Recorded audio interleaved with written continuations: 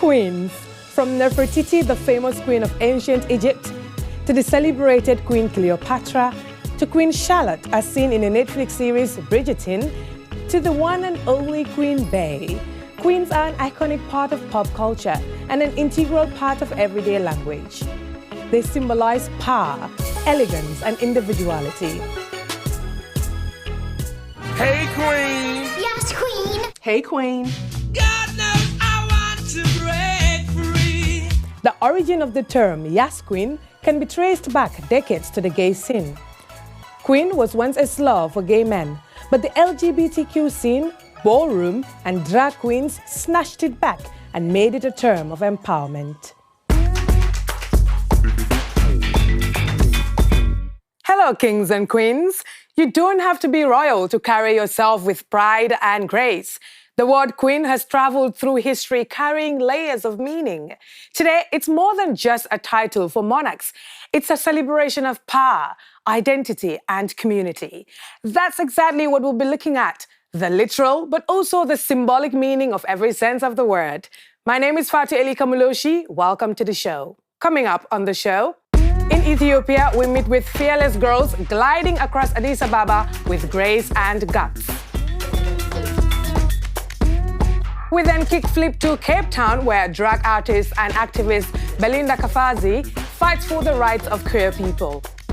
And last but definitely not least, we turn to Nigeria, where Queen Sheba gives us an exclusive tour of Ile-Ife. Ready to meet the queens of the streets of Addis Ababa? Well, a group of fearless girls in Habesha Kemis is redefining what it means to be a skater in Ethiopia. Led by Sosina Chala, the Ethiopian girl skaters are carving their place in a male-dominated sport. It's more than just skating for the girls. This is about breaking norms, building community, and showing the world that boldness and grace can roll side by side. They're stylish. They're daring.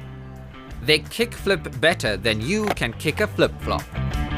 Dressed in their traditional Habesha Kemis, these Ethiopian skater girls are on a mission bigger than taking over the nearest halfpipe. They're redefining skating in Addis Ababa. Since we're Habesha, we have a lot of cultures, norms, and everything. Like, it's not that much inviting regarding to this kind of risky sport. 26-year-old Sosina Chala has been skating for 9 years and remembers a time when she was the only girl tearing up the streets. Back then, me and my cousins, we used to smash a water bottle and then try to stand on it, and then we push each other, and then we used to do that. So that day I saw a skateboard, the boys were skating, and it was fun. So, in search of a crew, Sosina founded the Ethiopian Girl Skaters in 2019. That was the easy part. But convincing other girls to join was harder than mastering a 360 flip. When I asked the girls, whenever I asked, okay, you want to try this or blah blah, they're kind of willing. But whenever the boys are trying to approach them with the skateboard, they kind of not okay. So I was like, maybe if I start teaching one of the girls, they'd be so happy. So whenever I go there, I give them my skateboard, and I start bringing additional skateboards with me. Gradually, a small group of intrigued, like-minded girls rallied around Sosina, and they started meeting up once a week. These days, on most weekends, they can be found at a skate park in Addis Ababa. Girls and young women are encouraged to join. I get them on social media. Sometimes I watch them there. And I was interested to skate. One day I saw boys skating around, and I want to join them and ask them about skating. And they told me there is a session for girls only on Saturday. With more than 20 active members and 56,000 followers on Instagram, Ethiopian girl skaters are not just a crew, they're trendsetters. Their take on skateboarding may be different from the grungy, male-dominated California-based origins of the sport, but the Ethiopian girl skaters have something special, and it's theirs. While international media attention has also raised their profile, skating seems to keep the girls firmly grounded, except of course, when they're catching some air on a halfpipe. to learn skating, you have to fail so many times and you have to not give up on skating. So it's taught me patience, confidence. For Sosina, skating has become a road to building a community and creating chances for women and girls. And while society and their family might have been skeptical at first, Sosina believes that it takes just a few trailblazers to lead the way. We are like a daughter of very rebellious ancestors. So apparently we should have to be a little bit of, really rebellious to do something creative, to do something for others. So you know what? Our parents is gonna say something, everybody's gonna say something until they saw it successful. They may not be the rowdy rebels of skateboarding we recognize from TV, but with their distinctive outfits, cool hairstyles, moves, and ability to roll with a crew, the Ethiopian girl skaters probably have more in common with skating's origins than most.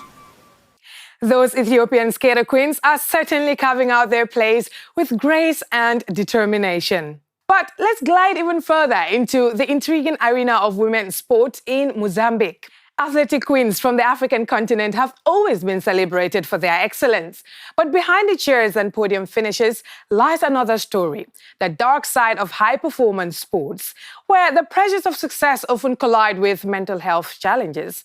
That's the story of former swimming prodigy Jessica Stanyo. Once destined for Olympic glory, her dream fell just seconds short, leaving her grappling with heartbreak and depression.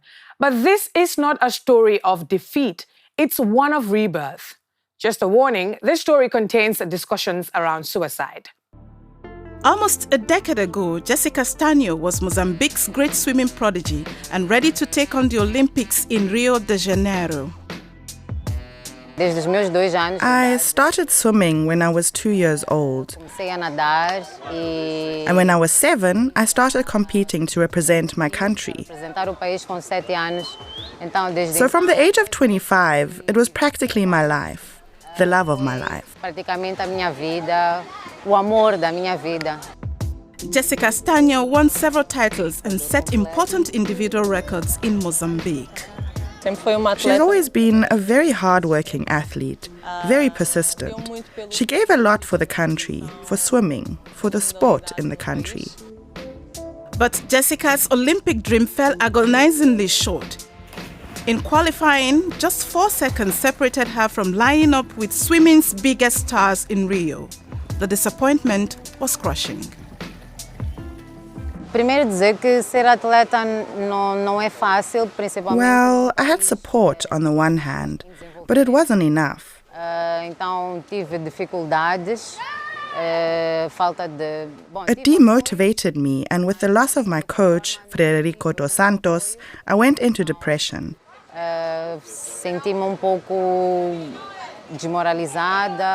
And I didn't know what to do, because I was only a few seconds away from the Olympic minimum qualifying time. But Jessica's story is not one of crushed dreams. In fact, it's about the incredible turnaround of a talented athlete, finding a career beyond the pool, and art saving a life. Welcome to my studio. Now, it's hard to imagine that Jessica once experienced suicidal thoughts after falling into a depression. I was in a very, very bad space. I attempted suicide during my depression, so art was really important for my rebirth. Today, she paints on various surfaces such as canvases, fabrics, walls, murals, and even human bodies. That's what she lives for. This is my friend Zamira. She's a dancer, and she's going to be my body painting model for a performance she's going to do soon. Art completes me. makes me more alive and frees me to be who I am. So I already live from art. It's really not every artist who has this opportunity. But I think that as a woman artist, we're gaining more space to be able to make a living from art. As for swimming, it never gave up on her. Jessica returned to the pool in 2022 as a coach. Jessica Stanion's own race to move on from despair and heartbreak is won. And guiding the next generation of Mozambicans through the stress of competitive swimming is her new target. Jessica Stanion's journey shows us how queens can reclaim their lives even in the face of crushing defeat. Studies have found that depression rates amongst college athletes may range from 16% to 21%. Therefore, athletes' mental health and well-being are just as important as their physical health. If you do experience suicidal thoughts, please get help at the nearest mental health support service. Now, let's move to South Africa, where another group of queens is taking control of their well-being. This time, it's a battle against one of the country's most pressing health challenges, HIV. With nearly 20% of adults living with the virus, young women face a daunting reality shaped by inequality, stigma, and limited access to health care. Let's meet the queens leading the charge for a healthier future, especially for women in Johannesburg. Nearly 20% of adults in South Africa live with HIV. That's among the highest incidence rates in the world. LGBTQ+ individuals and young women like Vuyokazi Makehle are particularly vulnerable. As a young woman living in South Africa, especially females, they're not really much given the proper education, about health. Economic inequality also disproportionately affects women, limiting their access to quality health care.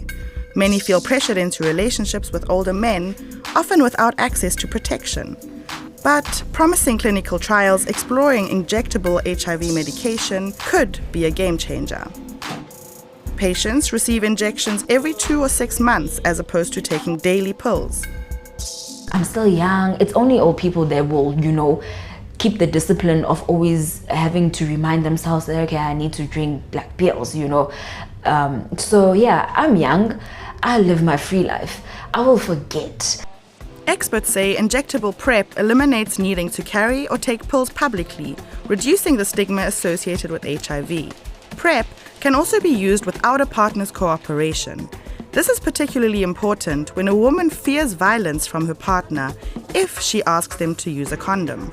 Researchers like Angela Tembo say these factors could revolutionize HIV prevention. Their vulnerability is because of the social and economic status in the country. They have least access to economic benefits because of cultural issues as well. The girl child is often forgotten in the household. You find that they make very bad decisions with regards to older partners and also in terms of their sexual activities where they succumb to condomless sex.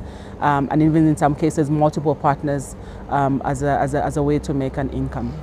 In South Africa, clinical trials are underway for long-acting drugs called lenacapavir and cabotegravir. However, there are hurdles to overcome. While PrEP has been used successfully in homosexual men for several years, clinical studies have shown a mixed picture regarding the effectiveness of PrEP in women. It's also not certain how transgender people respond to long-acting HIV medication. A disproportionately high number of transgender South Africans are HIV positive. Researchers in Mbini Zintwana feels trans people are being excluded from consideration. A huge part of our transgender population is poor, is working class, and I feel like they aren't being accommodated in terms of access to care or health care. Zimbini Zintwana's partner is also considering trying injectable medication, but they want more information first. Yes, I have heard about the injectables, and I thought about them as something that I would rather get onto as opposed to the pills. I'm not very educated on the side effects involved with PrEP, so there's not much awareness, I think, available to me. And I lack a person who's going to give me the lived experience on how PrEP treated them in my community. Among the unknowns, there's one fact. Long-acting HIV medication is currently more expensive than daily pills presently on the market. Getting the drugs to remote communities will also be a challenge. A realistic timeline to get these injectables at a fair price to people who need it. I mean, it depends on how hard we want to fight and how much we want to lobby and advocate. Realistically speaking, 10 to 15 years, that's when we'll have access to these things, if we do it the right way. While advances in HIV treatment are promising and indeed groundbreaking, health officials are still wary of calling PrEP and other long-acting drugs the silver bullet. From fighting for health equity in South Africa, we step into a world of unapologetic self-expression and cultural pride. Meet Belinda Kafazi, the Mama Africa of drag, who embodies the fierce intersection of Xhosa culture and queerness. Belinda is redefining drag as both a celebration and a protest with their movement #BlackDragMagic.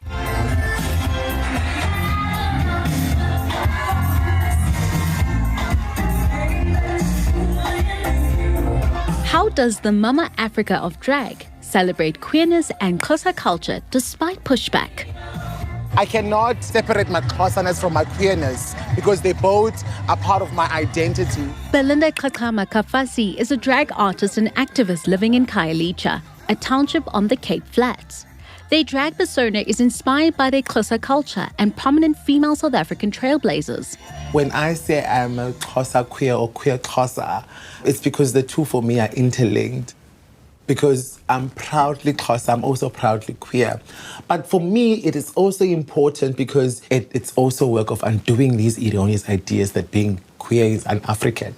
Belinda is the founder of a movement called #BlackDragMagic, which tells the stories of the struggles of Black queer people living in townships where discrimination is part of everyday life. The township space itself, for queer life, it's a difficult space to navigate. Normally, drag is perceived with one narrow definition, that it's lip syncing, it's clubbing. Drag is also protesting. I think in the township particularly, it plays a political role because it transgresses a very cis, heteronormative, traditional space. It really revolutionizes our ideas of gender and being. Belinda is preparing for their next performance as a headliner at Cape Town Pride. We've been deemed invisible for a very long time, not because we want to, but because we haven't been given the space. It also reflects the diversity of the community, but it also sends a different message that queerness is not necessarily a white thing. And that's the dominant narrative in Africa, right? That queerness was imported from the West. So Black visibility in queer spaces is therefore very much important.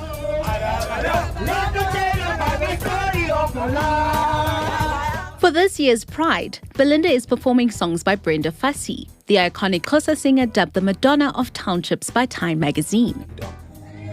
Cape Town Pride raises awareness of LGBTQ+ issues and continuously campaigns for the freedoms of the queer community in South Africa.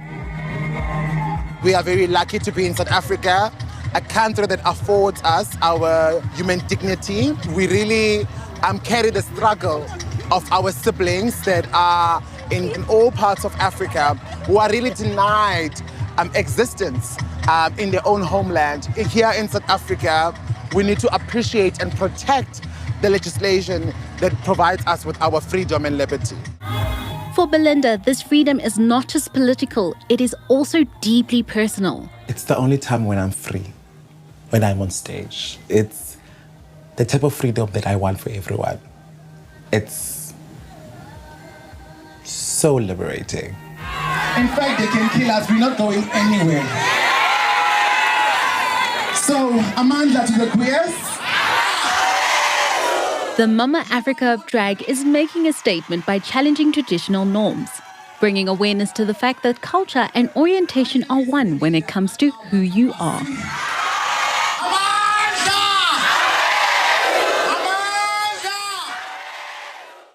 Those queens are fearless. And now, to crown the show, we celebrate African queens. Meet Xhosa warrior queen Amina of Zanzao from the now Kaduna state in Nigeria. Staying in West Africa, Queen Ablapoku from the Ashanti Kingdom in Ghana, who created the Baole Kingdom, and the legendary Queen Sedong Hombe from present-day Benin, who led an all-female militia called the Dahomey Amazons. But let's now visit Nigeria's sacred city of Ile-Ife. We meet musician Queen Sheba, the lead singer of the royal band, who carries the rich heritage of the Yoruba people through her music and storytelling. Hello, my name is Queen Sheba, coming to you all the way from southwest Nigeria. You are watching DW 77%, and I'm here to take you on a tour of my city, Ile-Ife. Ẹ káàbọ̀ sí Ile-Ife. The sacred city of Ile-Ife is the spiritual homeland of Nigeria's Yoruba people. Legend holds that it was founded by Oduduwa, an ancient divine king. His descendants continue to rule from his central palace to this day. And singer and composer Queen Sheba is the leader of his royal band. Ile-Ife is a place of dispersion and is a home for all the Yorubas. Ile-Ife and the Yoruba people can be described in 3 words, and that is culture, tradition, and behavior. Queen Sheba takes us to the ancient city's central landmark, the towering statue of the warrior Moremi. Here we are at one of the shrines. This place is called Moremi Ajasoro Shrine. That is Moremi up there. She's a strong woman. She's a warrior, the only female warrior in Ile-Ife. She came around when she heard that they are fighting at Ile-Ife. So she came to rescue them and won the battle for them. From the past to the present, Queen Sheba leads us to the court of today's Yoruba king. Right now, I'm in the palace of His Imperial Majesty, Onirisha Adeyeye Eniitan Ogunwusi Ojaja II. And this is where I do my rehearsal once in 2 weeks with my team. Follow me.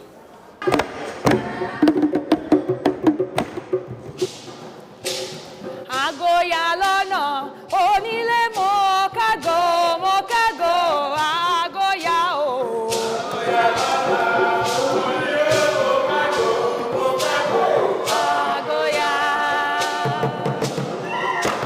Music is very, very important. It's part of our culture, and we use it to praise our warriors. We use it to praise the king, the chiefs, and our gods. It carries a lot of messages and a lot of inspiration.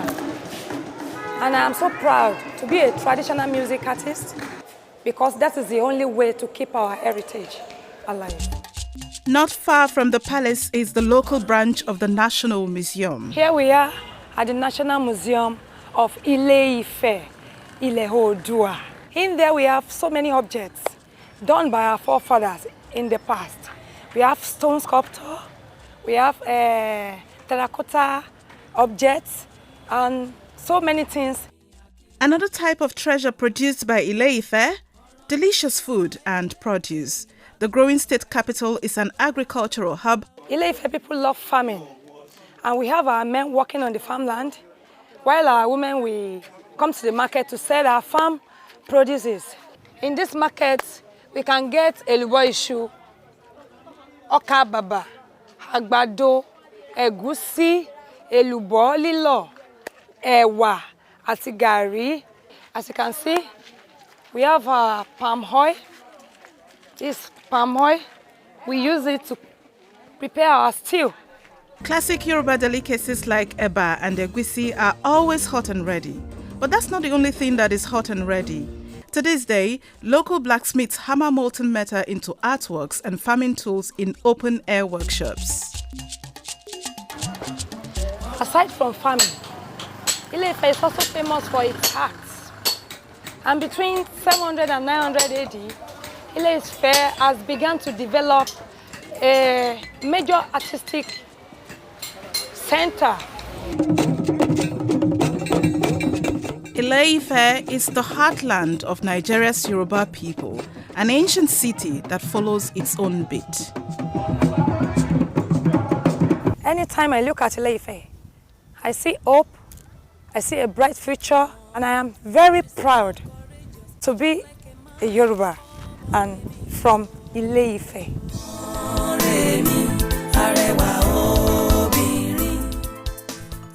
And while it may not mean anything to some, the term queen teaches us that true power lies in embracing all the parts of who we are and in celebrating our diverse, unbreakable spirits.